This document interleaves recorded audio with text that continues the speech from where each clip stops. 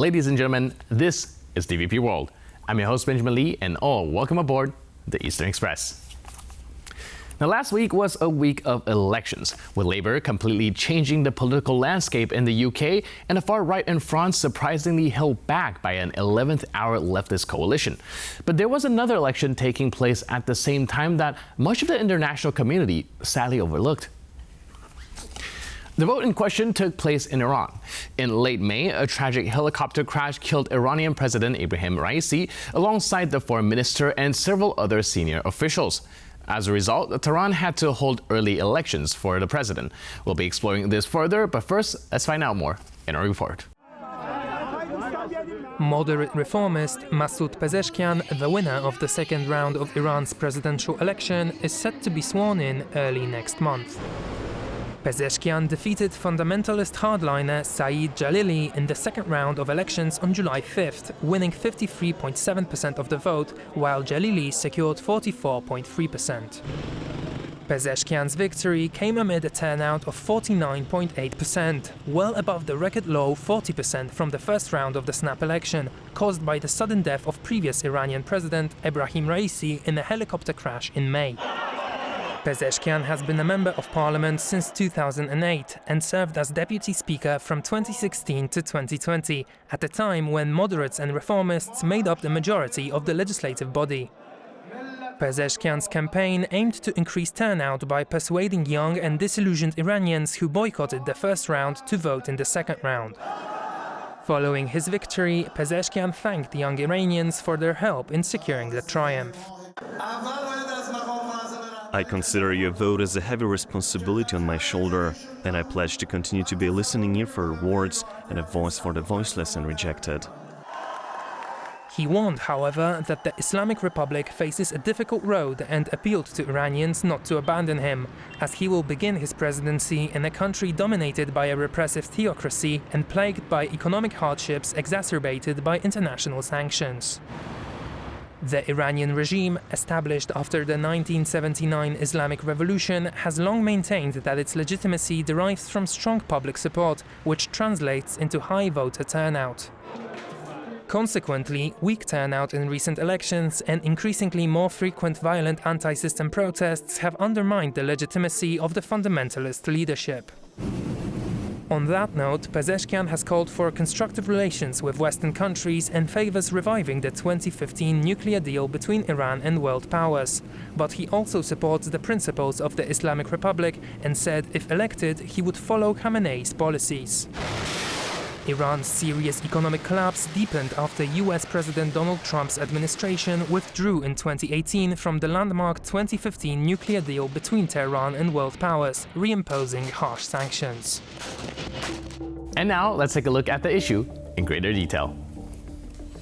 According to Iran's electoral law, a presidential candidate needs more than 50% of the total vote to win office, and the threshold was passed last week by Masoud Pezeshkian, a cardiologist, MP, and former health minister with little foreign policy experience. He's seen as a reformist who many think will thaw relations between the West and Iran. The Middle East has seen little peace in recent years, with the ongoing war in Gaza, mounting tensions between the Arab League and Israel, and the Iranian missile strike targeting Israel being the latest instance of the conflict and strife in the region. Deeply affected by the actions of the ruling regime, Iran remains divided. Waves of protest have swept the country in recent years, including in the wake of the death of Mahsa Amini, fatally beaten in morality police custody. Now, these events have precipitated a power struggle within Iran over the past year. Of the many factions vying for control, Pezeshkian's emerged victorious. But does the election of a new president actually have the potential to make a difference? No one doubts that actual power in Iran rests primarily with the Grand Ayatollah Saeed Ali Khamenei. Pezeshkian is now head of state, but his power is severely limited by Khamenei. The president has some influence on foreign policy, but the supreme leader and the Guardian Council have the final say on major issues of national security and international relations. However, the president does have considerable leverage. He chooses Iranian diplomats, and on this matter, he and his top challenger, Saeed Jalili, an anti-Western, ultra-conservative, would make different choices. Iran's new president declared aim is to draft policy with a goal of ending the sanctions suffocating the Iranian economy. And that offers some hope, especially with regards to China and Russia, which, in the opinion of the new president, could further exploit Iran and isolate it globally.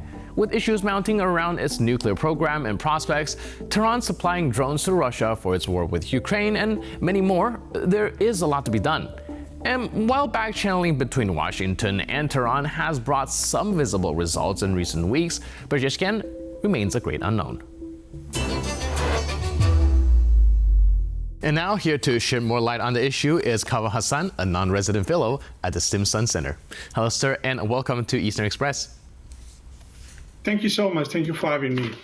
So the death of the Iranian President Ebrahim Raisi has sent a shock to the world and, of course, kicked off the presidential election between candidates that are relatively unknown to the rest of the world. Can you first help us by understanding who the incoming president is and what's his platform? Right. So the incoming president, Pezeshkian, he's a heart surgeon. He has been a member of MP for a long time. He used to be also in government in the 90s when the reformist President Khamenei, was in the office. And I mean, he is definitely a regime loyalist, but he's also a reformer. And he laid out a list of pledges, promises to enact reforms internally and also externally. It remains to be seen how much leeway, space he will get from the hardliners and the supreme leader Ayatollah Khamenei, and how much he can deliver in terms of promises. All right, you brought up a very interesting perspective about how much leeway and space that he would have. So that brings me to the question, how much power does the president actually have, and are his hands tied behind the hardliners and, like you said, the supreme leader? Well, I mean, the president definitely has, certain powers. So, that shouldn't be disregarded.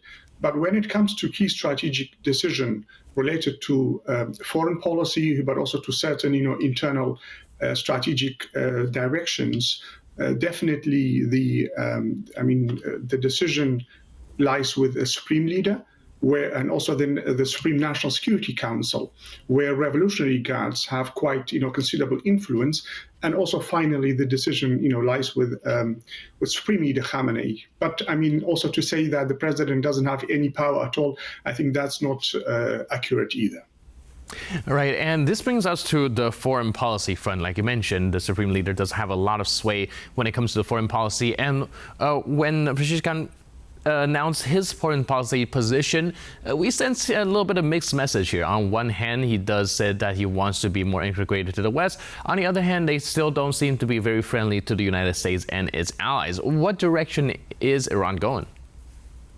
Well, first of all, let's start with the election, pledges, promises, he said, and, his ideas. I mean, definitely he wants to revive the nuclear deal with the U.S. And he wants to also, if that that materializes, then he hopes that there will be easing of sanctions, and that would help somehow to the economy to recover. So here, I think for him the key challenge is to revive the deal, the nuclear deal with the U.S. Of course, that depends also on who will be the next president in the White House. If Biden be reelected, probably there will be some willingness to do that from the U.S. side, provided also the Iranian establishment, the hardline establishment, and supreme leader also will be ready to to re-engage, and maybe also there should be also some mutual concessions. Should it be Trump, of course, that may make things more difficult. But during his election campaign, Pezeshkian interestingly said that, and I quote him, "Trump is a businessman. We can do business with him." So here we also get a sense of that his willingness, even if Trump is is the next president, that he is willing to engage and revive the nuclear deal. But again, this depends on how relations with the U.S. will develop, but also more importantly, the conflict with Israel, because that has a huge impact on the strategic calculations of the Iranian regime, and its regional policy. And should it come to an all-out war in Lebanon, for instance, then Hezbollah will be attacked directly, and Israel, and with the support of the U.S., that they attack Hezbollah and Lebanon. That may again, complicate the foreign policy promises of Pezeshkian. When it comes to the Arab neighborhood, let's say, relations with the Saudi Arabia, Emirates, and other Arab countries, I think that Pezeshkian will continue the current trajectory of de-escalating, but also improving relations with these Arab neighbors, which is a positive development for Iran, for the region, and for regional stability. All right, you mentioned there, it really does depend on who's going to be occupying the White House, as well as the situation in Israel. So let's first start by dissecting the first one. Like you mentioned again, if Biden does occupy the White House, the chances of perhaps reviving a deal with Iran is perhaps more likely. So I would like to turn our attention to the more difficult question of if Trump does indeed get into the White House, how will these negotiations be conducted, especially given the fact that, during the election cycle, we do see a lot of debates actually revolving around who is the better candidate to be able to deal with Donald Trump, if that's the case. Why do you think there's so much emphasis put on Donald Trump during the debate within Iran? Well, I think for obvious reasons, during the first Donald Trump term, Donald Trump withdrew U.S. from the from the nuclear deal in 2018, and that meant the end of the nuclear deal. So that is one reason why there has been so much focus on possible, Trump presidency, or call it Trump 2.0. And secondly, also during the Trump presidency, the U.S. killed the top commander of IRGC, Qasem Soleimani, in Iraq, which again also, increased the tensions between U.S. and Iran. And also thirdly, if Trump is elected as president, we can expect even more support for Israel in its war, against Hamas, but also against Hezbollah and Iran. So I think for these reasons, there were so much attention given during the election campaign to the implications of a possible, return of Trump to President Trump 2.0. Right, and you also mentioned that Pezeshkian also is willing to kind of engage in the West, probably a little more so than the previous president. But how is that going to affect Iran's relation with its existing allies, such as Russia and China? Good question, and that is also, a key issue that will be followed with enormous interest in the West, I would say.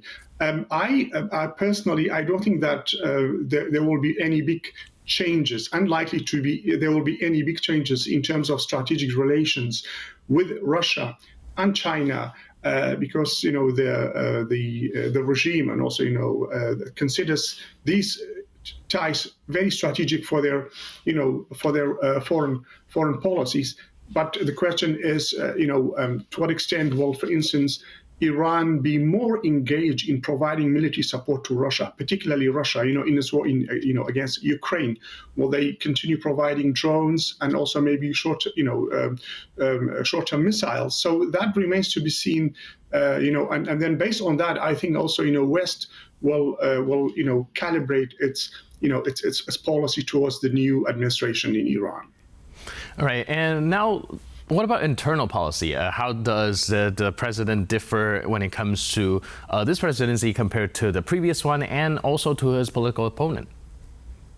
Right. So when it comes to internal issues, particularly when it comes to social reforms, when it comes to the issue of easing internet censorship, but also easing social restrictions on women wearing hijab.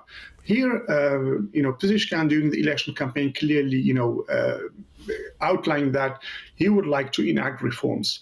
And so even though he himself, previously, at the start of the revolution and the establishment of the Islamic Republic, he was in favor of enforcing hijab, but he has changed his opinion regarding this particular issue, it seems, and he outlined his intention to ease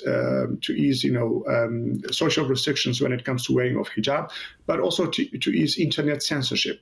Again, here the question is to what extent the hardline establishment will give Pezeshkian sufficient space and leeway to enact certain reforms, maybe not full reforms, but certain reforms which may also lead to some relief in the society. That really remains to be seen. Should he fail to implement those reforms, also in addition to should there be no easing of sanctions, U.S. sanctions, so that will really deepen the crisis of the regime. It will deepen the dissatisfaction of the population, because we should not forget that under 50% turnout for the election, which it is a clear indication of the dissatisfaction and disillusionment in the society towards the regime. So should he fails to enact those reforms, that will deepen really the legitimacy crisis of the regime, and also will deepen further, disillusionment and dissatisfaction in the society. Right. Thank you. I was just about to ask this exact question, whether or not the successful, or non-successful of this attempt of this president and his reform might kind of be an indicator of whether or not Iran has a more legitimate government than, portrayed to be. But in the meantime, thank you so much for all your input and insight. Really appreciate it. And thanks again for being with us on Eastern Express. Thank you so much. Thank you so much for having me. Thank you. And now we're moving on to the Eastern News Flash, a series of all the other stories from the East that you don't want to miss. The Labour Party's newly appointed UK Defence Secretary traveled to Odessa, Ukraine for his first official foreign trip. Jalili, the new secretary, assured of his country's continued support for Kyiv.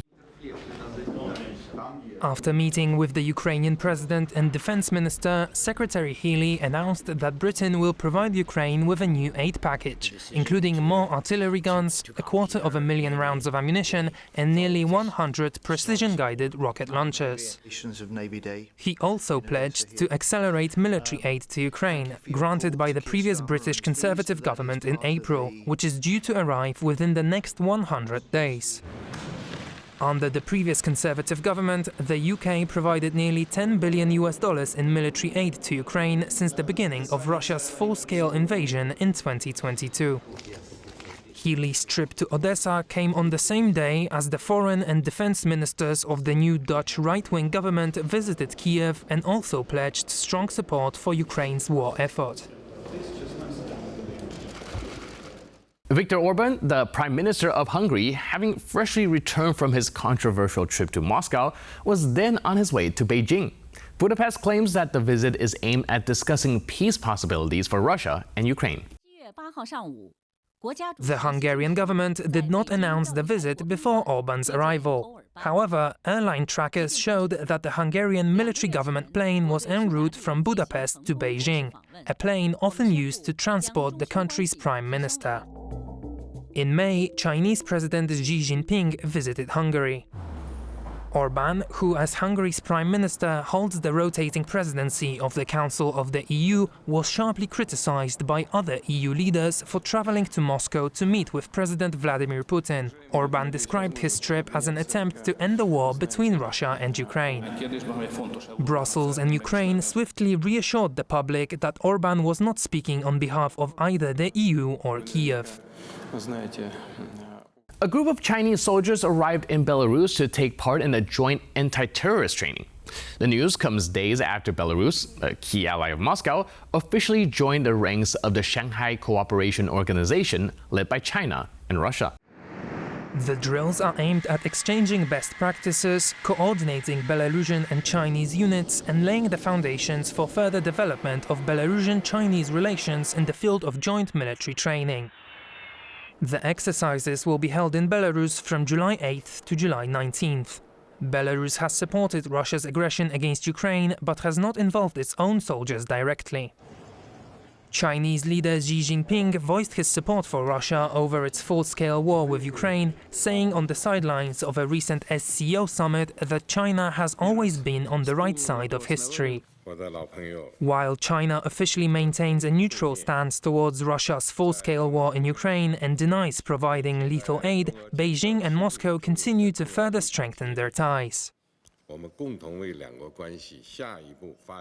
Tensions between neighboring Pakistan and Afghanistan are on the rise, following Pakistan's defense minister confirmation that his country plans to continue carrying out cross-border attacks as part of a new military operation aimed at curbing domestic terrorism. Now, this statement indicates a policy change for Pakistani officials who have so far acknowledged only one such cross-border strike. Pakistan has seen a surge in violence since the Pakistani Taliban, a close ally of the Afghan Taliban, unilaterally ended a ceasefire with Islamabad in November 2022. As a result, nearly 1,000 people were killed in more than 700 attacks last year alone. The Pakistani government accuses the Afghan Taliban of providing a safe haven for the Pakistani Taliban. In recent years, Islamabad has made various attempts to contain the group, including talks, erecting a border fence between Pakistan and Afghanistan, and pressuring the Afghan government to stop supporting the militant group. The efforts also included the expulsion of more than 500,000 Afghan refugees last October, with the second phase of the expulsion of another 800,000 beginning earlier this month. The UN High Commissioner for Refugees, Filippo Grandi, is currently on a 3-day visit to Pakistan, where he met with Afghan refugees. According to the UN, there are about 3.2 million Afghan refugees in Pakistan, 76% of whom are women and children. And that's all on this episode of Eastern Express. But for more news, update, and commentary, please stay tuned to TVP World.